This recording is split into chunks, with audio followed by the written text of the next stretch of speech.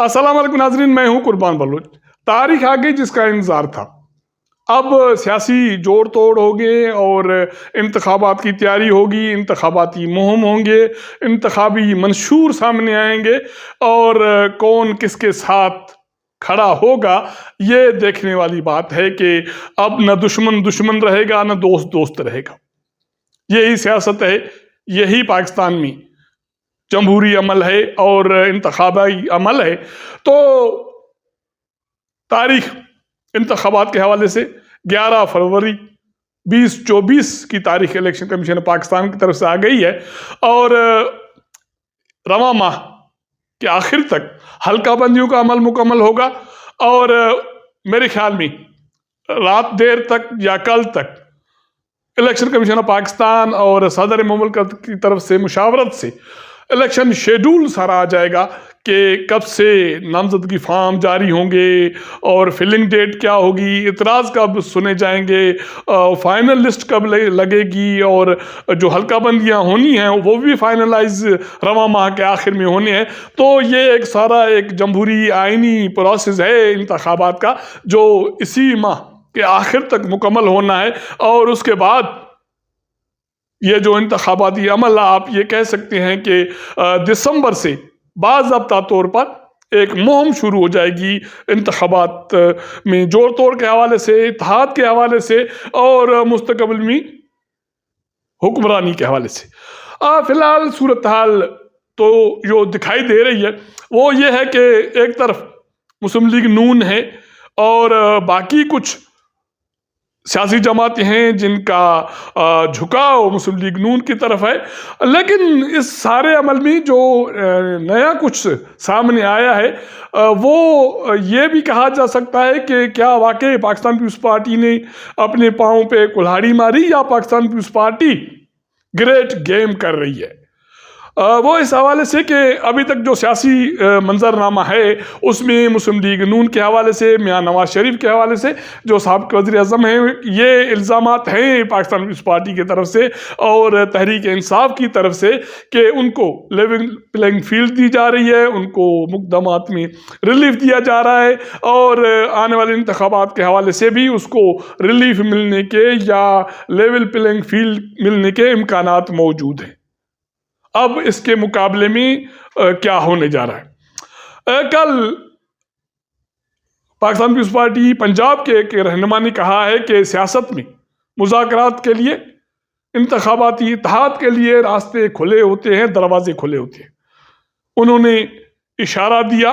और नाम लिया और ये कहा कि मुस्लिम लीग नून के मुकाबले में तहरीक इंसाफ से इत्तेहाद मुमकिन है, मना इम्कानात से बाहर नहीं है और ये इत्तेहाद होगा पंजाब में पाकिस्तान पीपल्स पार्टी का और तहरीक इंसाफ का। तकरीबन 8 माह पहले मेरे ख्याल में जब पाकिस्तान पीपल्स पार्टी और पीडीएम की हुकूमत थी, पता नहीं क्यों ऐसे अंदाज़ा लग रहा था कि आने वाले इंतखाबात में पाकिस्तान पीपल्स पार्टी और तहरीक इंसाफ का इत्तेहाद हो सकता है। हालांकि ये पता तो नहीं था कि इमरान खान पर इतने बुरे दिन आएंगे, इतने सख्त दिन आएंगे, क्योंकि ये सारा कुछ 9 मई के बाद तहरीक इंसाफ के साथ हुआ, उसकी क़यादत के साथ हुआ। इमरान खान जेल में है, अडयाला में, शाह महमूद कुरैशी जेल में हैं, बाकी कुछ साबिक़ MNAs, MPAs और कारकुन जेल्स में मौजूद हैं और आज ही शाह महमूद कुरैशी के हवाले से ये कहा जा रहा है कि उसके जो मेडिकल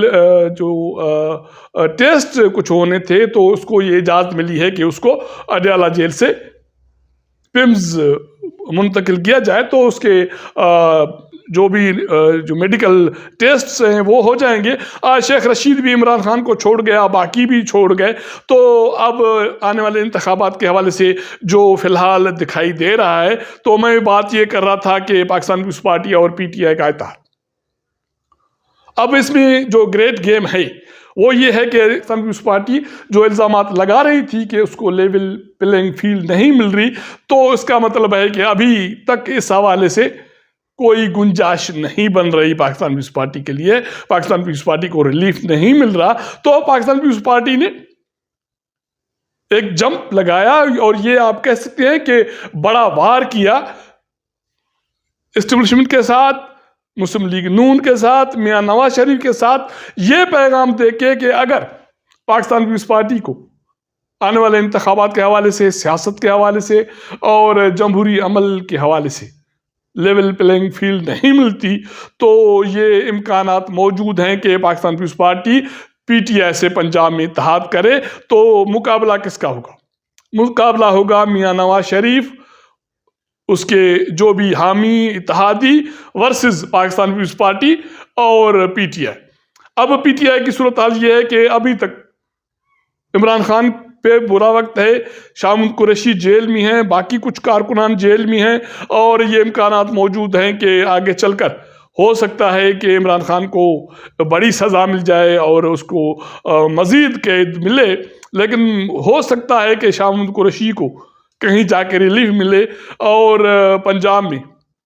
पीटीआई का अभी वोट बैंक मौजूद है और सराइकी बेल्ट में पाकिस्तान पीपल्स पार्टी का वोट बैंक मौजूद है, और पहले भी पीटीआई का भी वोट बैंक मौजूद था, लेकिन अब वो लोग जो सराइकी बेल्ट से ताल्लुक़ रखते थे वो चले गए हैं जहांगीर तरीन के पास। तो अब पाकिस्तान पीपल्स पार्टी के लिए वहाँ इजी है अगर पीटीआई उसको सपोर्ट करे सराइकी बेल्ट में। और जो मिड पंजाब है या जो वस्त पंजाब है, वहाँ पीटीआई का जो वोट मौजूद है वहाँ पाकिस्तान पीपल्स पार्टी उसको सपोर्ट करे, कुछ हल्के पाकिस्तान पीपल्स पार्टी को मिले और बाकी तहरीक इंसाफ और मुस्लिम लीग नून मद्दे मुकाबिल हों। और इंतखाबात इस हवाले से अगर ऐसा होता है तो सख्त मुकाबला होगा। इस अमल में पाकिस्तान पीपल्स पार्टी के हवाले से दो चीज़ें हो सकती हैं, क्योंकि पाकिस्तान पीपल्स पार्टी बड़ी गेम करने जा रही है। उसमें एक ये हो सकता है कि एस्टेब्लिशमेंट या मुक़द्दर हल्के पाकिस्तान पीपल्स पार्टी पर हाथ हौला रखें और उसको उसकी ख्वाहिश के मुताबिक इंतखाबात के हवाले से रिलीफ दें, या ये कहा जा सकता है कि मखसूस एरिया में कुशन दें। सिंध है, सराइकी बेल्ट है। और दूसरी बात ये हो सकती है कि अगर ऐसा नहीं होता तो इसके रद्द-ए-अमल में पाकिस्तान पीपल्स पार्टी को रगड़ा भी आ सकता है। और रगड़ा आने की सूरत में होगा क्या कि वो पाकिस्तान पीपल्स पार्टी पंजाब तो छोड़ें, हो सकता है कि सिंध में भी उसको सख्त जो मुखालफीन हैं उसको फेस करना पड़े, जीडीए के शक्ल में, पीटीआई के शक्ल में, एमक्यूएम के शक्ल में। और हो सकता है कि जेयूआई भी जीडीए के साथ, एमक्यूएम के साथ, और जैसे कहते हैं ना कि सियासत में कोई चीज़ अनहोनी नहीं है, पीटीआई के साथ भी पाकिस्तान पीपल्स पार्टी के मद्दे मुकाबले खड़ी हो जाए। पाकिस्तान पीपल्स पार्टी ने निचले लेवल तक कायदीन से हटकर सूबाई लेवल तक ये इशारा एस्टेब्लिशमेंट को दे दिया और मियां नवाज शरीफ को भी दे दिया कि अगर हमारे साथ नहीं बनती, हमें गुंजाइश नहीं देते, तो फिर ये चीज हो सकती है। तो ये साबिक सदर आसिफ अली जरदारी की अप्रूवल के बगैर या पार्टी चेयरमैन के अप्रूवल के बगैर या पंजाब की क़यादत की मंजूरी के बगैर तो मुमकिन नहीं कि कोई रहनुमा इतनी बड़ी बात कर ले। और दूसरी बात जो साबित हो रही है वो ये हो रही है कि साबिक वज़ीर-ए-आज़म मियां नवाज शरीफ को अल अज़ीज़िया स्टील केस में, एवन फील्ड केस में जो रिलीफ मिला वो मिल गया, और तोशाखाना केस में भी उसकी ज़मानत है, और फ़िलहाल उसकी जो केसेस की समाअत वगैरह भी नहीं हो रही, और वो लाहौर में जाती उम्रा में बैठ गए। सियासी सरगर्मियाँ उन्होंने शुरू कर दी। 4 नवंबर को पार्टी की सीसी का इजलास है, उसमें आने वाले इंतखाबात के हवाले से हिकमत अमली तय होगी। दूसरी तरफ यह सूरत हाल है कि जो एहतसाब के, नेब के, करप्शन के पुराने केसेस हैं वो दोबारा खुल गए हैं, और इस अमल में पहले जो समन जारी हुए हैं वो साबिक सदर आसिफ अली जरदारी को हुए। ठट्टा वाटर सप्लाई केस में उसको समन जारी हुए हैं। और मेरे ख्याल में उसके साथ साथ जो बाकी रहनुमा हैं जो ओमनी ग्रुप के, ख्वाजा गनी मजीद और बाकी जो मुल्ज़मान हैं, उनको नोटिस जारी हुए हैं कि 15 दिसंबर को पेश हों। और इसी तरह एक और केस में भी साबिक़ सदर आसिफ अली जरदारी को सम्मन जारी हुए हैं, लेकिन दूसरी तरफ अमन, सुकून, शांति है। और यही चीज़ है जिसकी बुनियाद पर पाकिस्तान पीपल्स पार्टी वाले, तहरीक इंसाफ वाले या मियां नवाज शरीफ के जो मुखालफिन हैं वो इल्ज़ाम लगा रहे हैं कि मामलात बैलेंस नहीं है, उनमें तवाज़ुन नहीं है,